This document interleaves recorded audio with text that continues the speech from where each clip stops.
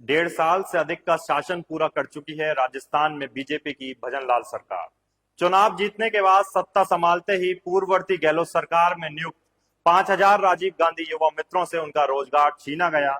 वे संविदा पर लगे थे और सरकार की जन कल्याणकारी योजनाओं को अंतिम कोने तक बैठे व्यक्ति तक पहुंचाने का काम कर रहे थे। ये वो राजीव गांधी युवा मित्र थे जिन्होंने कोरोना काल में भी सरकार का खूब सहयोग किया। रोजगार छिनने के बाद वो 5,000 युवा मित्र उम्मीद की किरण लेकर बैठे हैं कि भजनलाल सरकार उन पर फिर से विश्वास करेगी और उन्हें रोजगार लौटा देगी। इसी उम्मीद को लेकर बीते साल शहीद स्मारक पर इन युवा मित्रों ने लगातार 72 दिनों तक धरना भी दिया ताकि उनकी पीड़ा को सरकार करीब से सुन सके, लेकिन ऐसा हो ना सका। करीब 5,000 की संख्या में प्रदेश के ये युवा अब बेरोजगार घूम रहे हैं। उनका कहना है कि जब वे संविदा पर गहलोत सरकार द्वारा नियुक्त किए गए तब उन्होंने सभी जरूरी प्रक्रियाओं को पूरा कर चयन किया था और अपने सभी काम धंधे छोड़कर इसमें लगे थे।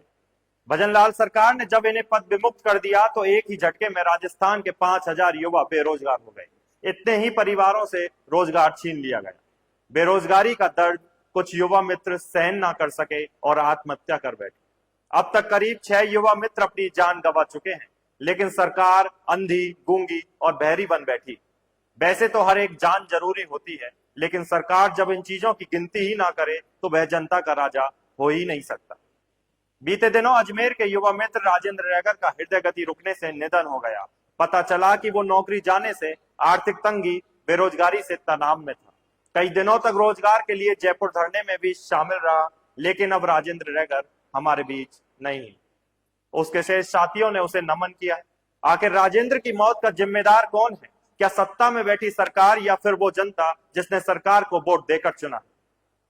किसी दूसरी पार्टी की सरकार में नियुक्त किए गए कर्मचारियों को हटा देना क्या राजनीतिक द्वेषता है? अगर है तो इसमें उन युवाओं का क्या दोष?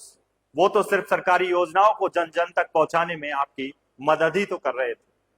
चाहे वो किसी भी पार्टी की सरकार में हो, उन्होंने तो पार्टी का चुनाव चिन्ह देखकर लोगों के लिए काम नहीं किया। वे तो निष्पक्ष सेवाभाव से सरकार के लिए काम कर रहे थे। युवा मित्रों ने किरोड़ी मीना, झावर सिंह खर्रा जैसे कैबिनेट मंत्रियों समेत राज्य के अलग अलग कोनों में सरकारी प्रशासनिक अधिकारियों तक को ज्ञापन सौंपे। बावजूद इसके अभी तक उन युवाओं को सिर्फ आश्वासन से अधिक कुछ नहीं मिला। बेरोजगार राजीव गांधी युवा मित्रों की मांग है कि उन्हें भजनलाल सरकार अटल प्रेरक मित्र योजना में शामिल करे, क्योंकि उनके पास अनुभव है और उनके परिवारों में खुशियां फिर से लौटा दे। देखना होगा कि राजस्थान की भजनलाल सरकार उन बेरोजगार युवा राजीव गांधी मित्रों को पुनः बहाल करती है या फिर अटल प्रेरक भर्ती में उनका समायोजन करती है, या फिर वो 5,000 परिवारों के युवा इसी तरह संघर्ष कर हार मान जाएंगे।